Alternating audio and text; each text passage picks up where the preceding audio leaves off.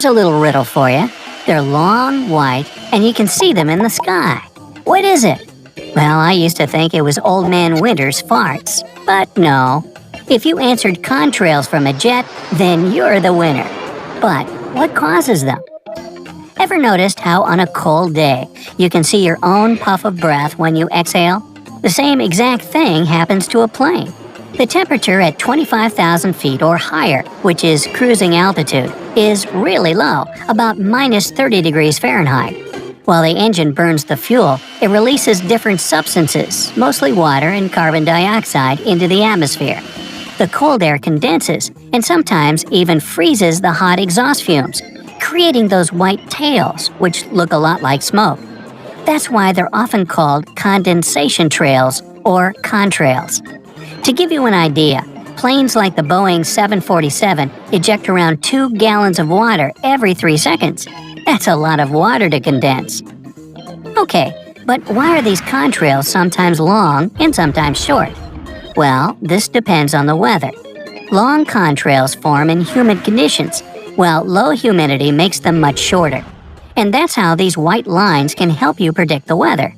If you see long contrails, it might mean that a storm is coming. If a plane leaves short lines, then don't worry, the weather will be good. Even though traveling by plane is common nowadays, these huge steel birds are still surrounded by secrets and myths that give birth to a lot of questions. So, pardon the pun, but it's high time to get more answers. Number 1. Why can't planes fly when it's extremely hot? Well, hot air is less dense than cool air. This means the air molecules are spread further apart from each other, so they come into contact with the plane's wings less. As a result, it's harder for a plane to take off. It would need a higher takeoff speed, which would require a longer runway. Besides, planes rely on different internal machinery, and a good part of it already runs hot. That's why when the temperature is 120 degrees Fahrenheit or higher, the plane might be delayed, since the possibility of overheating the electronics is dangerous. 2. Can a plane fly on one engine? Yes, it can, especially if it has one engine. Okay, even though, thanks to technological improvements, engine failures have become pretty rare, they still happen sometimes due to damage. However, losing an engine in flight isn't even considered a serious problem by pilots. This is mainly because planes that fly over oceans or for long-distance routes have special certificates that indicate the exact time they can operate safely with one engine. For example, the Boeing 787 can fly around 330 minutes without the second engine. 3. Do planes' oxygen masks have only 15 minutes of air? Yes, they do. But that's enough for an emergency. If the cabin is depressurized at a high altitude, the passengers won't be able to breathe, so they use oxygen masks. At the same time, the pilot will start descending right away to get lower than 10,000 feet, where it's possible to breathe normally again. And this descent won't take longer than 15 minutes. 4. What are those white spiral marks on airplanes' engines? These spirals of different sizes and shapes are for the safety of the ground crew. The ground crew has to wear hearing protection, so they can't hear the roaring engines of a plane. But when they see the spiral swirling, they know it's not safe to approach the area. Also, these spiral marks help to tell which plane is about to take off if there are several of them on the ground. 5. Is there the safest seat on an airplane? Well, most airlines claim that the safest seat is just a myth. But statistics of airplane crashes beg to differ. They say that this seat is at the back. If you happen to sit near the tail of a plane, you're about 40% more likely to survive a crash than those in the front. If you need a more specific answer, it's the middle seats in the rear section. 6. Why are there black triangles inside a plane's cabin? These black stickers are located on about 4 windows in a cabin. Each of them is aligned with the edge of the wings. If a flight attendant believes that there might be something wrong with the moving parts of the wings, slats or flats, they know exactly which window provides the best view to check them. Also, you should choose a seat between those triangles if you tend to get motion sickness. The plane's center of gravity is at the wings, so you'll have a smoother trip. 7. Why are airplane windows round? Actually, at the beginning of the commercial flying era, they were square. But after some time, airlines decided flying at higher altitudes, requiring the cabin to be pressurized. But the frequent pressurization and depressurization caused the window corners to deform and even break. Turned out, round windows can withstand the pressure of cruising altitude much better, so square windows were soon replaced for good. 8. Why does the plane's food taste bad? Well, apart from the fact that on board, you'll only get defrosted dishes, which have lost a big part of their flavor, the pressurization of the cabin is to blame.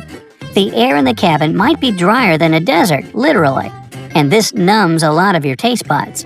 Besides, quite often the cabin air can cause your nasal cavities to swell, making the food taste even more unappealing. 9. Is it possible to avoid turbulence? Turbulence is disturbances in airflow. The causes can vary, some by weather conditions, some by cumulonimbus clouds, which actually are also weather conditions. While it's impossible for planes to steer clear of turbulence altogether, pilots do a lot to lessen it by bypassing areas of heavy turbulence for the passengers' comfort. But if you're a nervous flyer, here's a tip for you. Choose morning flights, because the air is less bumpy at this time. Do you think flying is scary? Let me know in the comments. 10. Why do your ears pop during flight? Ears pop because there's a rapid change in pressure when a plane reaches a cruising altitude or lands. There's not enough time for the pressure inside the inner ear and the air pressure outside to equalize, and the air trapped inside your inner ear causes the eardrum to pop. If you don't want ear popping to turn into pain, try chewing gum or yawning to help your eardrums adjust faster. This is also the reason you'll sometimes hear babies crying during the descent. They have a hard time equalizing their ears. 11. Are a plane's tray tables the dirtiest thing on board? Sadly, tray table surfaces have 8 times more bacteria than the lavatory flush buttons.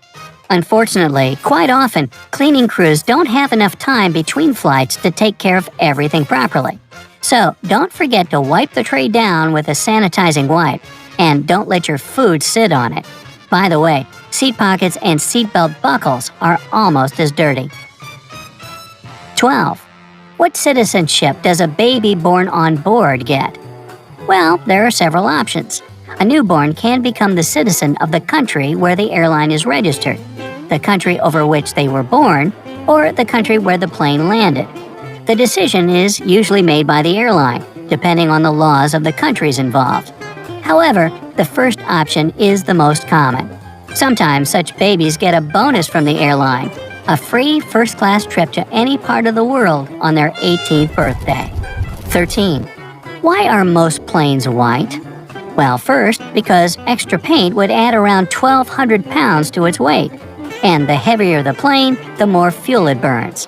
Airlines simply don't want to pay the extra money. Also, the white color keeps a plane cool by reflecting sunlight. And there are safety reasons. It's easier to spot any cracks, damage, or oil spills on a white surface. Plus, in case of a crash, the white fuselage will be able to attract the rescuer's attention faster. And number 14. Why are there no parachutes on board? Putting one on and jumping out of the plane correctly is no easy feat. You probably wouldn't be able to do it in an emergency situation. Training for skydivers requires many hours, in which they learn all the details about handling a parachute and how to land safely. What's more, even the most experienced skydivers don't jump from an altitude higher than 15,000 feet. On top of that, adding just parachutes without helmets and supplemental oxygen for all passengers would mean making a plane 8,000 pounds heavier. Hey, long ago, I used to wear my sport parachute in the airliner because I didn't want to check it as luggage. I still remember the looks the other passengers gave me. Boy, was that fun. Hey, if you learned something new today, then give the video a like and share it with a friend. And here are some other cool videos I think you'll enjoy.